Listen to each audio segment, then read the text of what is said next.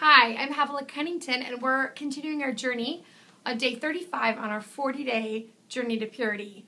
Today is all about fearless affection, which means, in our world, there's a lot of touch that isn't healthy touch. There's a lot of things that people engage in that really hurt and harm our experience of healthy touch. But God didn't want us to throw out all touch for fear of it being dirty or inappropriate. He actually created us to have affection and to touch each other in godly ways and healthy ways and hug each other and be affectionate and say, you're welcome here, we love you. And there's something really powerful about a touch that a word can't say. And you can kind of see how the enemy would like to rob us of that, right? By causing everything to either be inappropriate or sexual, but not experiencing a healthy form of touch. And in the church, I think there's even been this weird experience of, well, if you touch someone, it's a sexual thing. And it's just really not of God. Like, we need to have an ability to have a brotherly and sisterly affection that we have, where we can hug someone or put our arm around somebody and it be healthy and loving.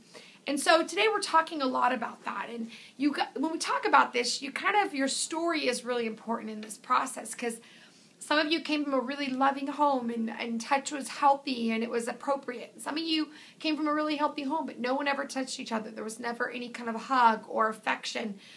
Some of you only came from a home that had inappropriate touching or sexual touching that wasn't good, and it caused you to be weary of somebody touching you or wondering what their motive is. And so when we start to get healthy, we start to get whole, we start to look at our sexuality in a godly way, we can start to ask God, what is a healthy way to give and receive in a non-sexual way? There's so much more to us than that. So we have to ask ourselves that question. So today I want you to ask yourself that. Am I able to receive and give love in an affectionate way, in a touch way, without it being sexual or harmful?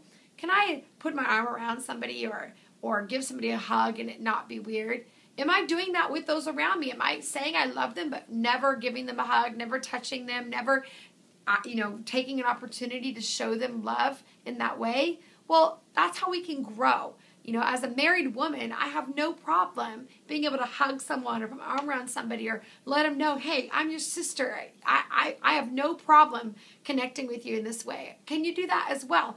Is all of your touch sexual? Are you always looking for something and then realizing that the only touch you're getting is sexual? Well, we need to ask ourselves that question. Why is that the only way that I can demonstrate a physical affection? And maybe I need to pull it back and find a healthy way to demonstrate that. So ask yourself that. You're going to need it. Your family's going to need it. Your kids are going to need it. Those around you are going to need a healthy physical expression of love to them. Have a great day. We'll see you tomorrow.